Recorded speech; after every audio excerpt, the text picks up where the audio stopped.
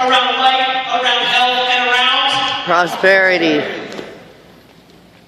Because the reality is, guys, the structures and systems that most people are operating in, they do not facilitate the life that most people want.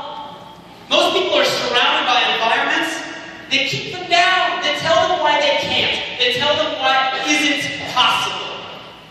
And here you got people sitting all around you, whether you know them or not. You got people that believe you can, that believe that it is what? Possible. The traditional systems and structures, the conventional thinking around health, guys, it's gotten us to a point where we're eating ourselves to death. People don't have the education. People don't have the resources. People don't know. And we're on a mission to go out there and give people something that matches today's lifestyle, something that's simple, something that's affordable, something that works, something that can allow the average person to make their health a priority. Prosperity. Money is the root of all. Money doesn't grow on. Takes money down. You guys have the same family that I grew up in?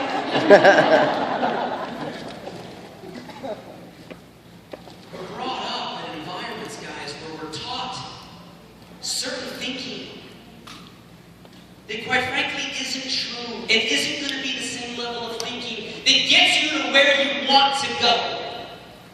You guys, why was created to challenge all of those systems and structures and create an environment that allows people to think differently, do differently, therefore achieve differently. That's why. How many guys could believe in that mission? Why show it?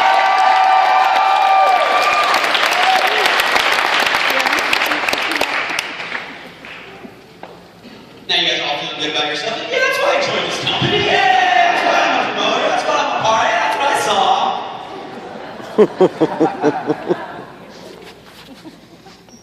You see, the key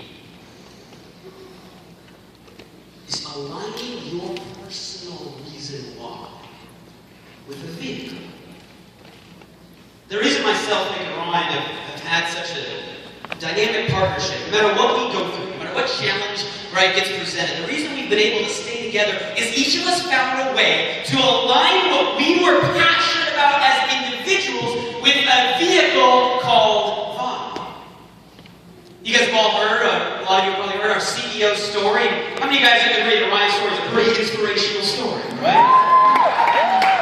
And you hear him speak, or you read his book, or you watch his documentary, you know without a shadow of a doubt that he was put on this earth to get the point across. No matter what obstacle you get, obstacles can become opportunity. No matter what your disadvantage is, your disadvantages can become your advantages. And that's his personal mission. That's what he believes he was put on this planet for. And he's found a way to tie that into fun. You guys have all heard probably Nick Summercola, that other co-founder. You've heard him share his story. You hear him share his story, you know that he detests the middle class. He wants to do everything in his power to defy the middle class thinking and show people there is another way. He found a way to tie his why with. For those of you guys that don't know my entire story, my story is my entire life, just did what I was supposed to do. Always taught, right, that in order to be successful, you have to be smart. In order to get the good job, you got to get good grades. How many of you guys were taught this stuff growing up?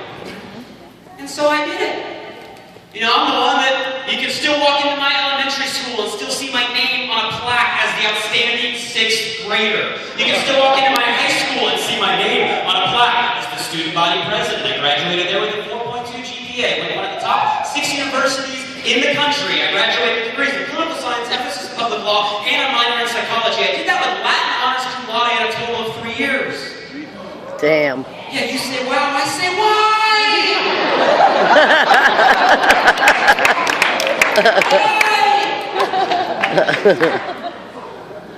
Because that's what I thought I was supposed to do. Because that was the conventional thinking that was pushed upon me. And then all of a sudden, I got introduced to an environment where I realized a lot of that was a lie! How many of you guys know right now some really, really, really smart, highly educated, broke people? Yep. Yep. How many of you guys know some really dumb, rich people?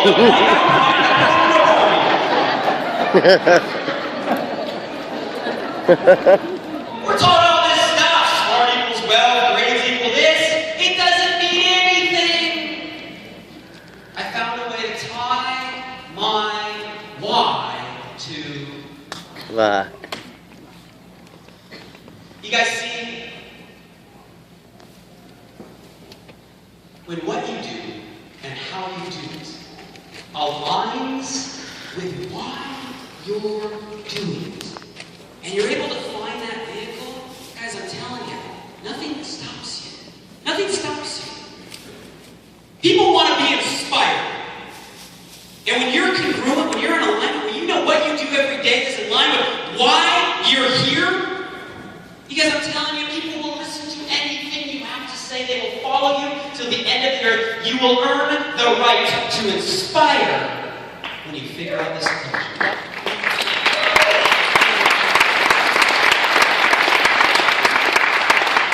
It takes time. It takes time. It takes time. I started this process when I was 18. I even tell the story. There's one person in the room that was there with me. There's never one person in the room that was there with me. But I think I saw Jake Trzynski in the room at some point. Where's Jake? Jake. Right? Jake's in there. Jake, the only one in the room that can validate this story. 18, 19 years old, introduced to this industry. Was told that I gotta go to training. Hear these great speakers and learn these great... Sound familiar? Yes.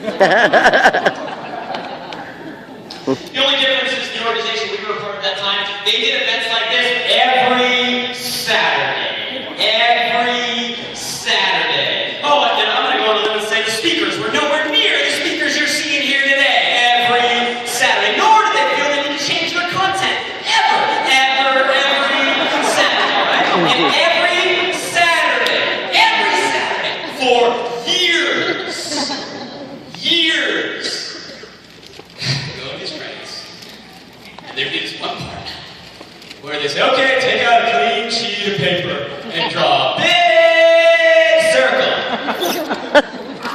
And then they'd say, okay, we're going to talk about why you're here. And then they'd sit there and ask the questions, why are you here? What do you want? Right? And say, remove money as an object and time as an object and just write everything that you want out of this and why you're really here. Every freaking Saturday. And it starts off as once, right? Like, Jake's probably dying. Am I accurate, Jake? Am I accurate? Jake was one of those freaking speakers telling me to draw the stupid circle.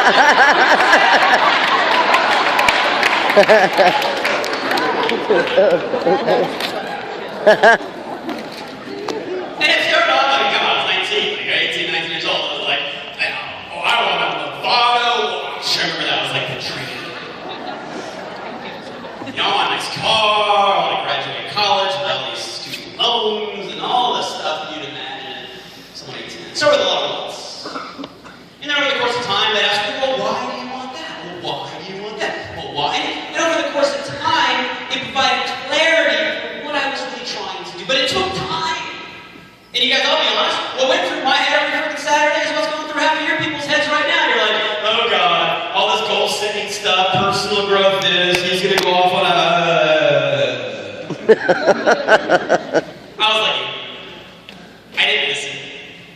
I did it, but I didn't listen. I didn't take it seriously. Until one day, something happened, totally flipped my entire perspective. Side tangent story. I had someone in my organization, his name was Gabe. Jake knows Gabe! Gabe calls me one day, he's in my organization, he calls me one day really, really excited, like hyperventilating on the phone, like, what, Gabe? Slow down. He's like, you know that book you told us to read, right? Your first year network marketing, that book and that story? How many of you guys believe reading's important? Oh, yeah. Right? I believe that those that don't read have no better advantage than those who can't read. But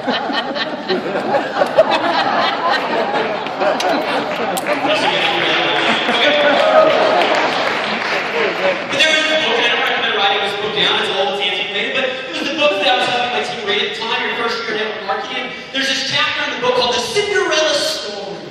And it's all about this woman in the middle of the United States that was a housemaid. It was a housemaid for a top income earner in the network marketing direct sales industry.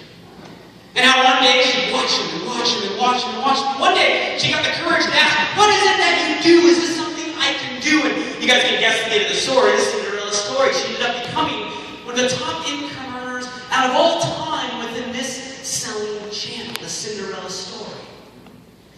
So I'm like, yeah, I know the story, man. I told you to read the book. He's like, yeah, you know that Cinderella story? It's Kathy. Cinderella? I'm like, yeah, I understand. She just called me. I'm like, what do you mean she just called you? She just called me. Gabe was a really creative recruiter.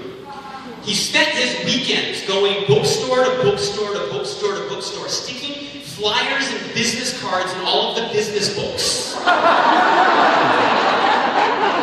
So anytime someone was reading, like, oh, an invention, right? They gave a call. Have you guys just wrote that down? It scares me. It scares all the bookstores and the radius of the Turns out, this lady went to a bookstore to buy this book for someone in her team. She flipped to the chapter and she found Gabe's card and she called Gabe. And she's like, she wants me to come over. I'm like, wait a minute. Protective upline, right? Wait a minute, you're not going over there without me, we're going. Sure enough, it was true. Went over to her house, never forget, San Diego, California. There's cheap applause. Okay, here we go. San Diego, California. You guys know the place, over the hill overlooking the bay, right? We're San Diego, guys, amazing stuff.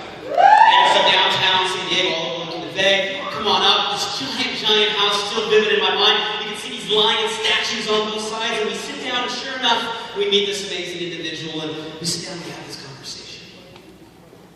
And in the middle of the conversation, she's like, have you guys ever done a dream circle? I'm like, oh my God.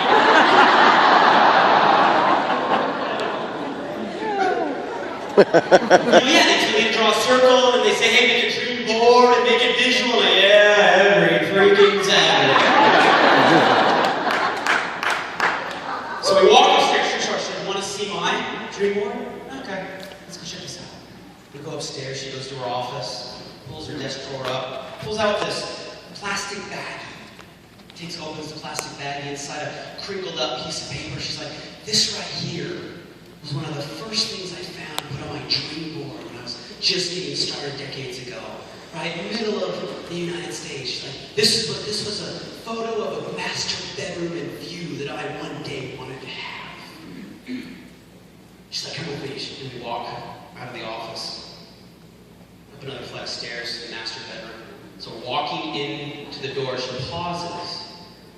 And just before we look into the door, she holds up the old magazine clipping. And sure enough, the image that was on the magazine was the actual view of the bedroom we're looking at. And some of you guys may think, oh, well, she designed it based on what she saw. No. She moved from middle of California all the way to San Diego when she made a bunch of money, ran into a random real estate agent. First week in searching for houses, the real estate agent shows them around a bunch of open houses. She walks in to this exact house. Her jaw drops because she was staying in the exact same view that she'd stared at for years. That next Saturday, I was writing and writing and writing and writing and writing and all that dream world. I was in.